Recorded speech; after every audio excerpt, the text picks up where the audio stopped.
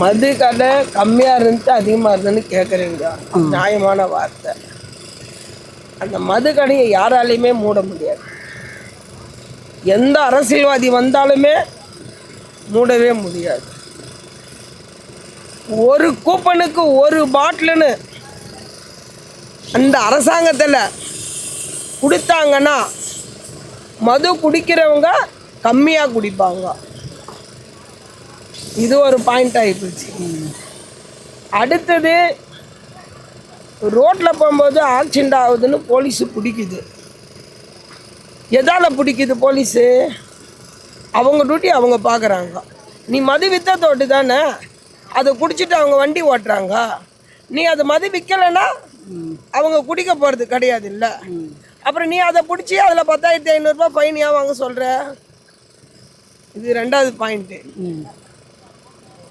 மூணாவது, மது குடித்து ஏதோ ஒரு ஊரில் செத்தவங்களுக்கு 10 லட்சம் ரூபாய் கொடுக்குறீங்க. ஒரு மீனவர் சமுதாயத்தில் தண்ணியில் சாவுறாங்க, அதுக்கு ஒரு 2 லட்சம் ரூபாய் கொடுக்கறதுனால உங்களால் முடியல.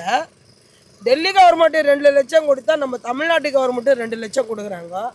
சின்ன சிறு பிள்ளைங்க செத்தா கூட கடல் தொழிலுக்கு போனால் அப்போ மீனவரங்களுக்கு அவ்வளோ ஒரு கீழ்பட்டையாக இருக்கிறாங்க.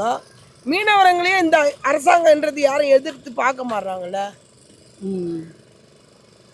இப்போ ஒரு கச்சத்தீவு மேட்ரு ஓடுது, அது ஏன் ஒன்றும் தீர்க்க மாட்றாங்க? இதெல்லாம் இந்த மதுன்றது, போதைன்றது, அது எல்லாமே இயற்கையாக வந்துக்கின்னு தான் இருக்கும். அதை யாராலையுமே கட் பண்ண முடியாது. ஒரு கூப்பனுக்கு ஒரு பாட்டில் கொடுத்தா தான் அது கம்மியாகும். அடுத்தது, பாரில் எப்பயுமே 24 hours வச்சுருந்தாங்கன்னா பாரு எல்லாமே முட்டாள் ஆகிடுவாங்க. எந்தெந்த நேரத்தில் அந்த பாரில் ஒபே பண்ணுமோ அந்தந்த நேரத்தில் தான் பாரு. இல்லைன்னா அந்த பார் 24 hours இருந்துச்சுன்னா எல்லாமே குடிக்காரனுங்க தான். ஓகே, இந்த மதுவோட விற்பனை குறைக்கிறதுக்கு இல்லை தடுக்கிறதுக்கு அரசு என்ன மாதிரி நடவடிக்கை எடுத்தால் நல்லா இருக்கும்னு நினைக்கிறீங்க? அரசு மது இன்னைக்கு மது குடிச்சிக்கிறாங்கன்னா கொள்றாங்கன்னா அது யாராலையுமே தடுக்கவும் முடியாது. எந்த ஆட்சி வந்தாலும் தடுக்க முடியாது. அந்த மது பணத்தினால தான் அரசாங்கமே ஓடுது.